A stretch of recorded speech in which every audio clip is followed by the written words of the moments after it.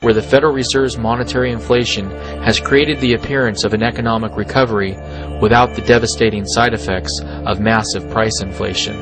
Although it is possible for the stimulus-induced melt-up to last for another year or two without hyperinflation, it will without a doubt end in an economic holocaust that completely wipes out the savings and income of the middle class. The stimulus provided by inflation is due to the errors which it produces. That's where your stimulus comes from. Inflation is making possible the propping up of things that shouldn't be propped up and the starting of things that shouldn't be started. So these things have to be liquidated anyway, and the correction will be all the worse. The Federal Reserve created the real estate bubble when it tried to keep the dot-com bubble artificially inflated by lowering interest rates in 2003 down to 1%. The recession that we needed to have in 2003 so that the free market could rebalance the economy simply never occurred. In a last-ditch effort to correct our economic imbalances caused by the Federal Reserve, the free market made a desperate attempt to enter the U.S. into a depression in late 2008. The Federal Reserve lowered interest rates to 0% and the depression never occurred. They simply kicked the can down the road. Heroin addicts need to go through withdrawal in order to get healthy. They can't simply shoot larger doses of heroin and stay high forever. Federal Reserve Chairman Ben Bernanke is just like a heroin addict, only his drug is quantitative easing. Why do these bubbles keep happening? How come they never learn their lesson? Try talking to an addict, a heroin addict, somebody hooked on nicotine, an alcoholic. Sit down with the addict and say, listen, stop shooting up. They're going to listen to you? They have no bounds. They have no loyalties. They have no boundaries. They're addicts. What we're talking about here, so I make this very clear, that these titans of industry that President Obama calls them, who make nothing other than profits. They make no steel. They don't build railroads. They don't build automobiles. They build nothing other than profits. They're junkies. They're addicts. They're money junkies. That's all they are. They can't get enough. They can't get enough. Bowing down before Warren Buffett. For what? Because he makes a lot of money. Billionaire bonuses. For what? Because they knew how to play the rigged game. A bunch of guys cutting up $45 billion in bonuses. Bigger than the GDPs of many nations. They're junkies. So rather than letting the junkie go cold turkey, no, here's more money, junkie. Here, go bet it again. Go, hey, look at those bank profits. Look how they've soared since we gave them more money heroin. That's all it is. They're junkies. You have the money junkies on one hand, and you have the power junkies on the other.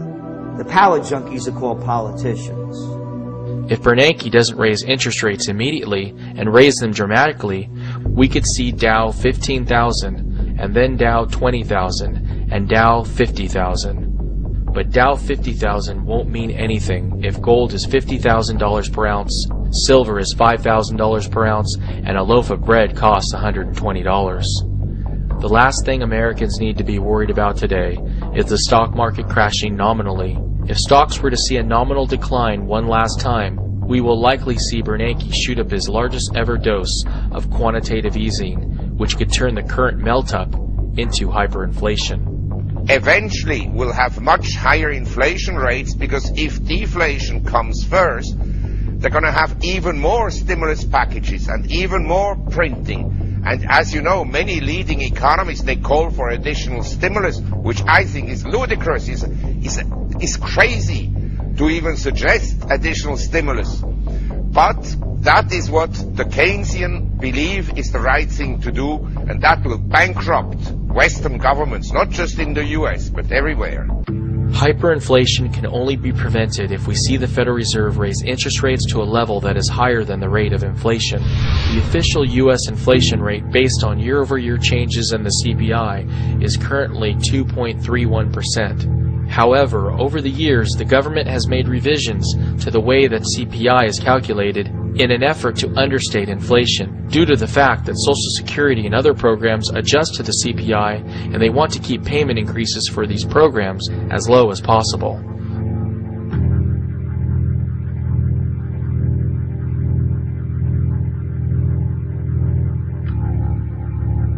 Through the addition of geometric weighting, the CPI today gives a lower weighting to goods that are rising in price and a higher weighting to goods that are falling in price.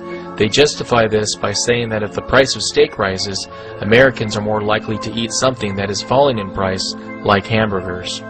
The government also uses hedonics to understate inflation. Hedonics account for the increased pleasure of using goods.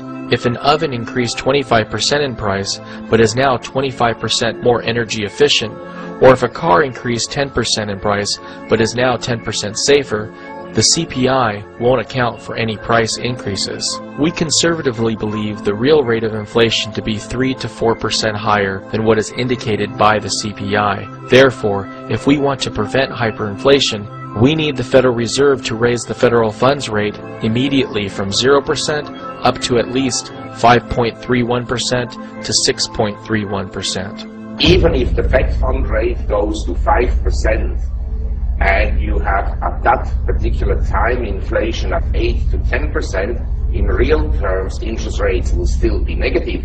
So as far as I'm concerned, as far as the eye can see, short-term rates will stay negative in real terms, which is essentially supportive of equities and of course extremely supportive of precious metals. Historically, one of the best performing periods for precious metals has been when the Federal Reserve begins to raise artificially low interest rates. While investors initially expect rising interest rates to be bad for precious metals, they forget that even as the Fed begins to raise artificially low rates, interest rates will remain very inflationary until they reach a level that is higher than the real rate of inflation. During the 1970s, gold's bull run from $35 per ounce to a high of $850 per ounce for a gain of 2,329% came during a time of rising interest rates. If we go by gold's low of $250.95 per ounce in 2001, if gold makes the same percentage gain during its current secular bull market, gold could easily reach $6,200 per ounce before its bull run is over. The best way to gauge inflation is to simply look at the price of gold.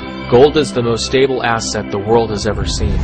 In 1970, you could have bought a nice men's suit for 1 ounce of gold or $35. Today, you can still buy a nice men's suit for 1 ounce of gold, but $35 won't even buy you a nice t-shirt. Although the Federal Reserve doesn't admit it, they secretly watch the price of gold like a hawk. If the price of gold melts up too quickly, it's a sign that the dollar bubble is coming to an end. The silver market provides a window into what is happening in the gold market. Because the silver market is minuscule compared to gold, silver prices are usually very volatile and swing both to the upside and downside by much larger percentages than gold. Based on recent events in the silver market, it appears as though the Federal Reserve bailouts of Wall Street may have been in part to artificially suppress precious metal prices. On March 14, 2008, the very day Bear Stearns failed, we saw silver hit a multi-decade high of nearly $21 per ounce. Bear Stearns was on the verge of having to cover their short position, which could have easily sent it to $30, $40, even $50 per ounce. Instead, we see the Federal Reserve orchestrate a bailout where J.P. Morgan acquires all of Bear Stearns' assets with the backing of the Fed. Next thing we know, J.P. Morgan